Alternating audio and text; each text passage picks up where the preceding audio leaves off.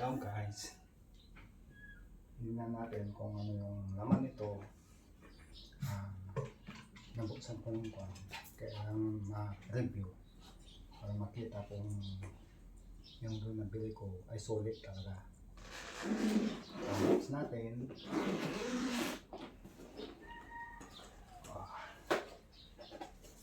ayan guys, tapos may remote siya. Ito pa yung remote niya. Ito yung nalagyan ng cellphone. Tapos may extra siyang battery.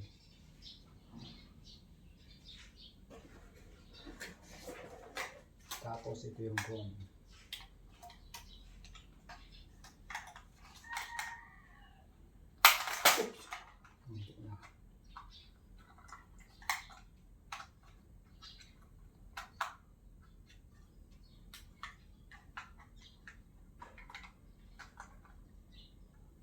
Ito yung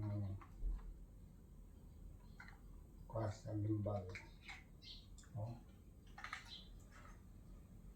Ito yung sa gimbal niya na camera. Pinawisan ako doon kamunti na nahulog Tapos ito yung lock ng propeller.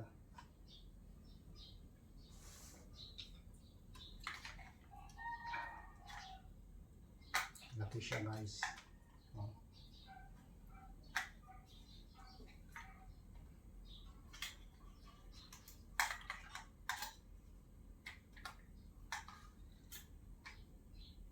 Ito yung landing niya para hindi siya hindi masira yung gimbal niya.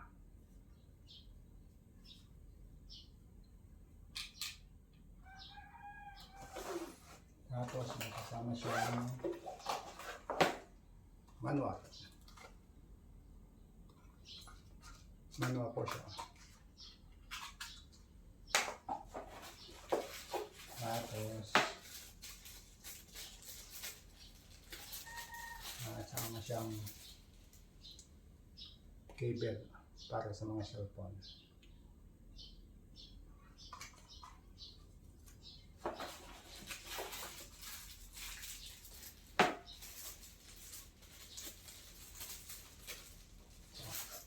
Charging cable.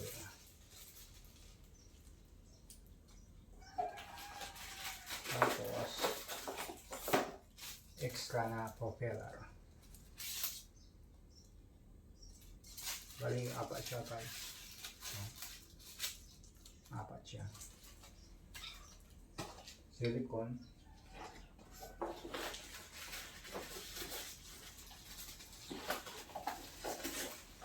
Saka extrang ko ng control. Kaya pala, ito pala yung control niya.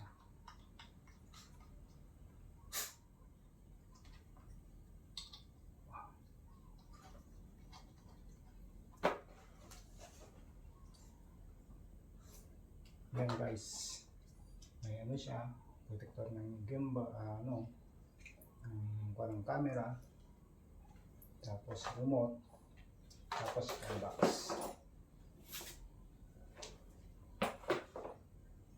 Yan ang laman ng in-order ko guys. Try natin.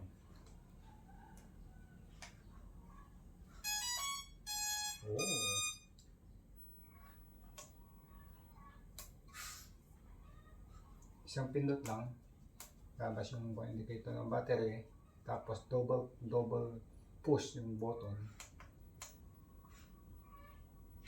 Yun, magpapower niya. Magkukonect ako dyan sa drone na yan.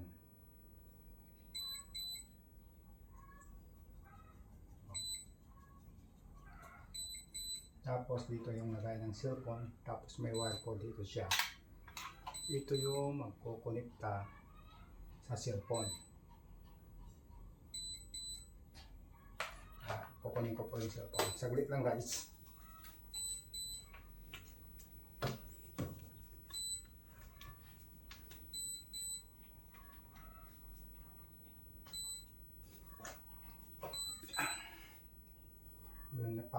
natin. Tapos ilagay din natin dito yung cellphone para may kabit, may connecta natin dito sa cellphone yung cable niya.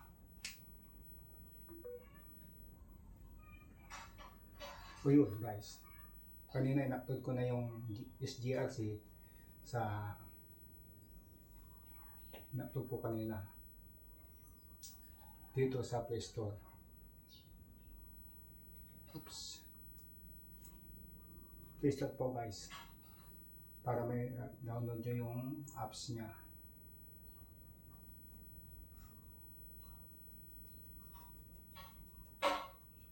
Sana yun.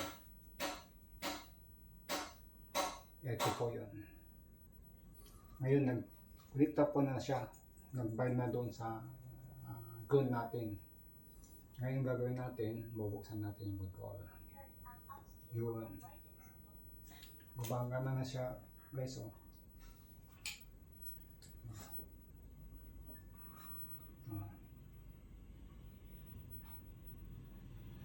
Gumagana na siya. Yung alaga ko. Hindi natin pwedeng paliparin dito guys kasi baka babangga siya. Pinupun ko lang kasi ito para makita nyo din. Meron siyang GPS mode, tapos sport mode, camera mode, normal mode.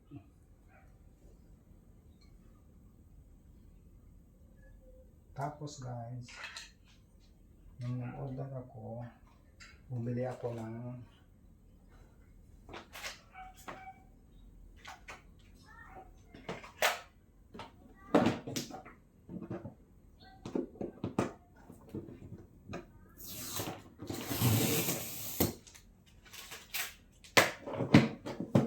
case nito guys.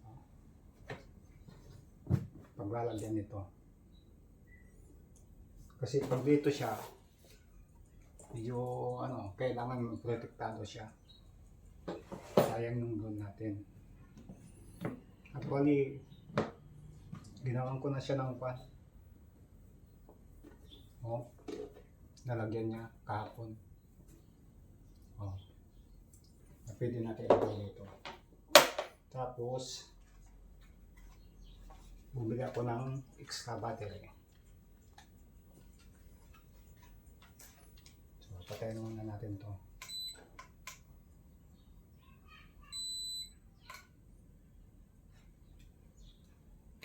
Tapos patayin ito. Press lang. Yun. Wala.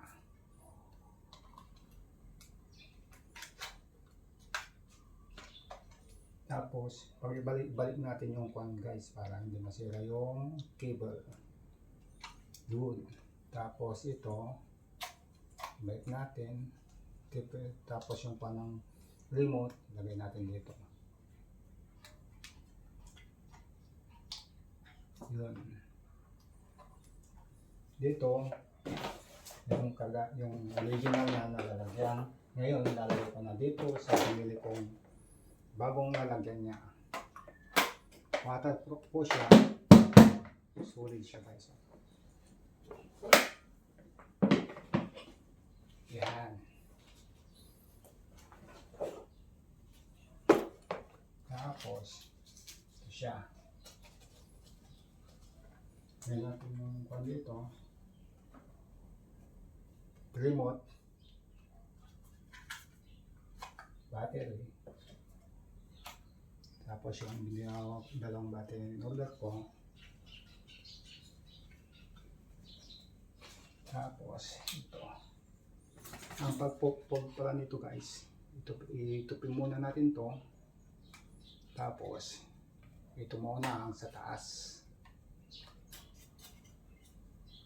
Yan.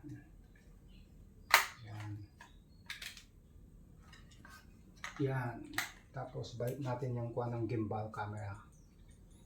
Pero dahan-dahan lang guys kasi para hindi masira ito.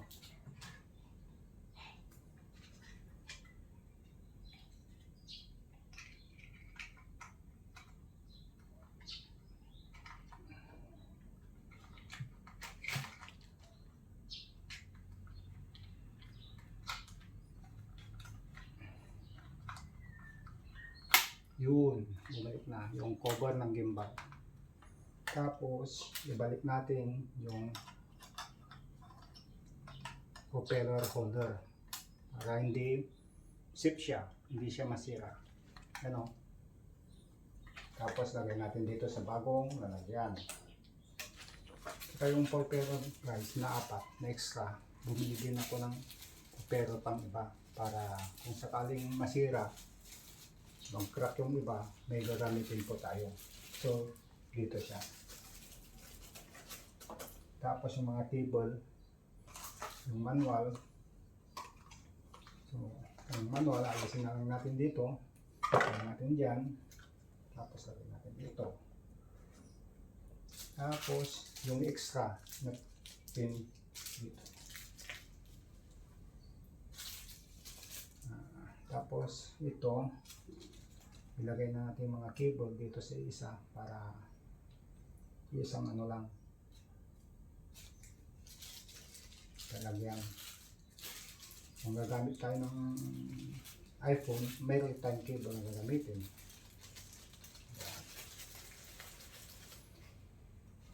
Ito siya guys, oh. Kung ano yung pagkakaiba niya. Tingnan nyo, ito siya, oh. Tapos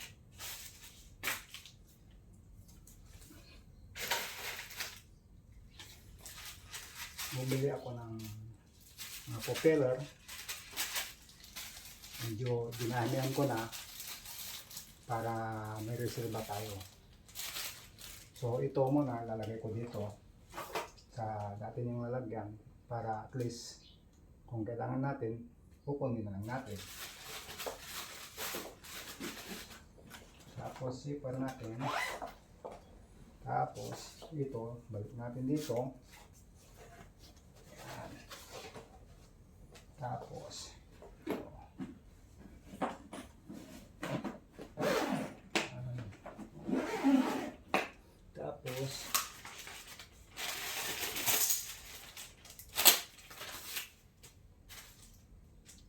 yung cover ng kwan para ito tumagal guys. Yung stock na kwan kasi quality yung kwan sayang din eh. Bite natin lang sa kwan na plastic cover para hindi masira.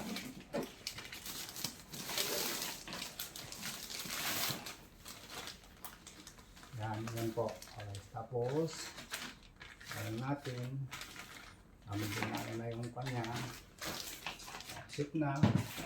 Tapos ito yung blend natin ngayon.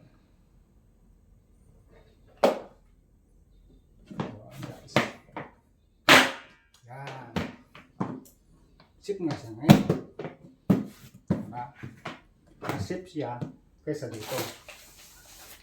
Although na maganda siya, ano lang, kaya lang nagdagdag tayo ng dalawang battery.